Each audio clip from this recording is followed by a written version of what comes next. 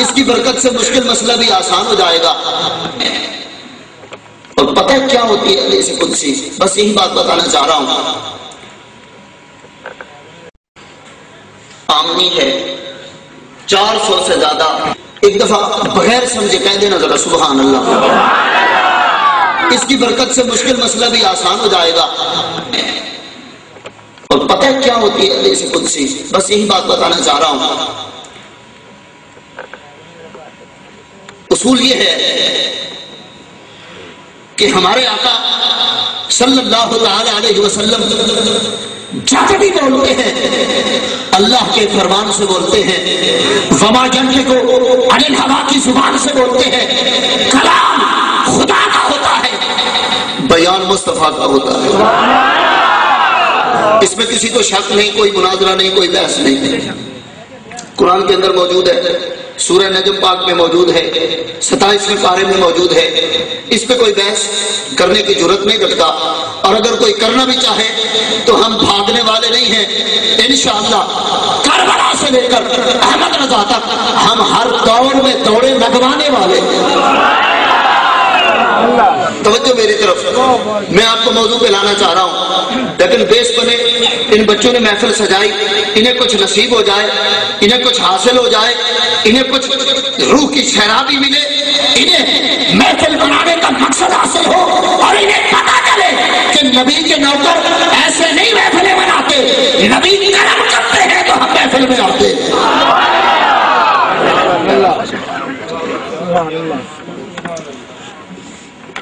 پہلی حدیث عام تو نہیں ہے، یہ بھی خاص ہے، وہ بھی خاص ہے، لیکن انہی کے درمیان جب نسبت دی جائے گی تو دوسری حدیث قدسی ہوتی ہے۔ ادھر دیکھنا، صرف ایک بات عرض کروں گا تاکہ تقریب تام ہو۔ پہلی حدیث میں رب بولتا ہے، جبرائیل لاتے ہیں، سمجھیے بات کو، رب بولتا ہے، جبرائیل لاتے ہیں، اور میرا موضوع نہیں، ورنہ قرآن کی آیات تو 6666 ہے۔ اے جبرائیل تو 6666 دفعہ نہیں آیا، تو 24,000 مرتبہ آیا ہے، باقی کس کام کے لیے آتا رہا ہے؟ تو جبرائیل ادب سے بتائے گا، میں زیارت بھی کرنے آتا ہوں، مدینے کی گلی بھی چومنے آتا ہوں۔ ادھر دیکھیے میری طرف دیکھیے، بیس سے ہم چلے، ایسی بنیاد کہ کوئی انکار نہ کر سکے، بھاگنے بھی پائے تو ہم بھاگنے نہ دیں، میدان میں بٹھا کے اسے کہیں کہ نبی کے نوکروں کا یہ مقام ہے، ایک انگلی سے سورج کو پلٹانے والے نبی کی پنجے کا کیا مقام ہوگا۔ ادھر دیکھیں، حدیث قدسی وہ حدیث ہے، رب بولے جبرائیل کو پتہ ہی نہ چلے۔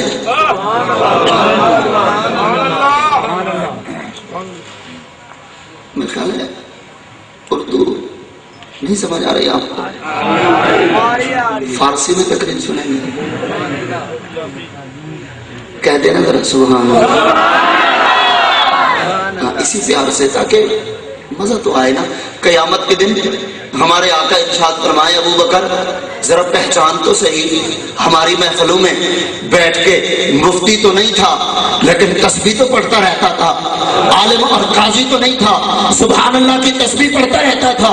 ابو بکر پہچان، جس نے سبحان اللہ کہا ہے میرے لنگر کا پیالہ اس تک پہنچا کر۔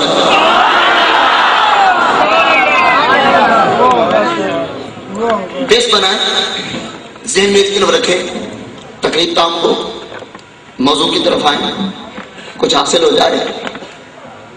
رب بولے جبرائیل لائے تو حدیث، رب بولے جبرائیل کو پتہ ہی نہ چلے، جبرائیل اپنے سجدوں میں مصروف، جبرائیل اپنی تسبیح میں مصروف، جبرائیل اپنے کام میں مصروف، رب بولتا جائے، لب مصطفیٰ کے ہلتے جائے، اگدر خدا کلام دیتا جائے، مصطفیٰ بیان کرتے جائے، جبرائیل کو پتہ ہی نہ چلے۔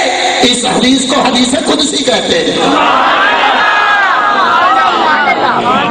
سنیں گے ایک حدیث قدسی؟ قوم دوڑے کی عادی ہو چکی ہے، سر لگائیں تو قوم خوش ہے، حدیث سنائے تو پریشان ہے۔ اس کی وجہ یہ ہے کہ ہم دور ہو گئے، ہمیں حدیث کی لذت کسی نے چکھائی نہیں ہے، ہمارے دامن تک قرآن آیات کا نور لوگوں نے پہچان پر جانا چھوڑ دیا ہے، حدیث کا ہمارا تعارف نہیں کرایا جاتا۔ ایمان سے بتانا، پنجابی کا توڑا افضل ہے یا محمد کا فرمان افضل ہے؟ نہیں سمجھ آ رہی؟ کہہ دے نا ذرا سبحان اللہ۔ مولا جو کنجوسی کرے تو اس پہ بھی رحمت کر دے، مولا جو راج کے کہے سبحان اللہ سرکار کا دروازہ دکھا دے۔ ادھر دیکھیں، ایک حدیث قدسی پھر آیات کا ترجمہ۔ رب کائنات نے ارشاد فرمایا محبوب جبرائیل اپنے کام میں مصروف ہے، عبادت کر رہا ہے، میں آج جبرائیل کو نہیں بھیجنا چاہتا۔ مولا معاملہ کیا ہے؟ فرمایا محبوب میں تجھ سے وعدہ کرنا چاہتا ہوں، میں تیرے ساتھ معاہدہ کرنا چاہتا ہوں، میں ایک بات تیرے ساتھ پکی کرنا چاہتا ہوں۔ مولا کیا کرنا چاہتا ہے؟ فرمایا محبوب میں حدیث قدسی بنا کے ایک پیغام کائنات میں تقسیم کرنا چاہتا ہوں۔ حدیث ہوگی، لوگ صحیح کہیں گے، میں قدسی بھیج کر ایسی طاقت دے رہا ہوں کہ کوئی انکار نہ کر سکے۔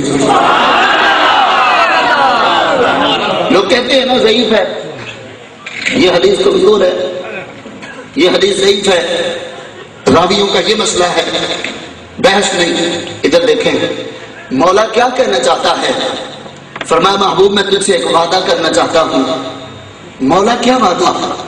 فرمایا من ساکرانی، محبوب کوئی ہو، جیسا ہو، جہاں کا ہو، جس زمانے کا ہو، مجھے یاد کرے، میرے نام کی تحریکیں چلائے، توحید کی تسبیح پڑھے، توحید کی نقل لگائے، توحید کے نام پر اشتہار بازی کرے، توحید کے نام پر ادارے چلائے، فلم یذکر کا، مگر محبوب تجھے یاد نہ کرے۔ پیچھے والے بھی بول پڑے نظر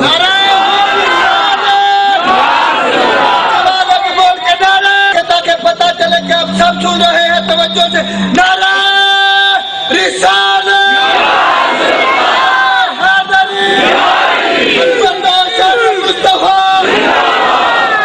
ادھر دیکھنا ہو سکتا ہے، مبلغ تو ہو سکتا ہے، تقریریں تو کر سکتا ہے، فتوے تو دے سکتا ہے، مدرسے بھی چلا سکتا ہے، تبلیغیں بھی کر سکتا ہے، مولا کمی کیا ہے؟ کیا کرنا چاہتا ہے؟ فرمایا لیسا لہو من الجنت نصیب۔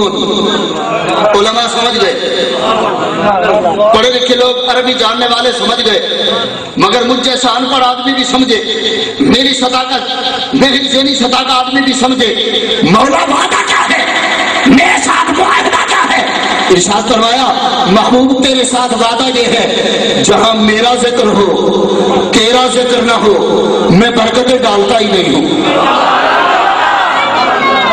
نہیں سمجھ آئے؟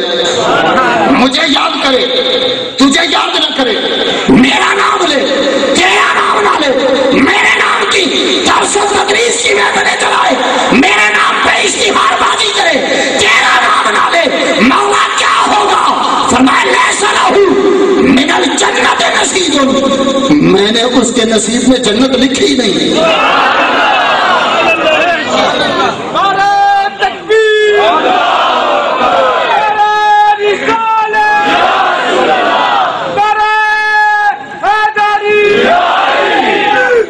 ادھر دیکھنا میری طرف، اکثر لوگ پہنچ چکے ہیں حدیث قدسی کے مفہوم تک، حدیث قدسی کا نور اکثر دوستوں کے سینوں تک پہنچا۔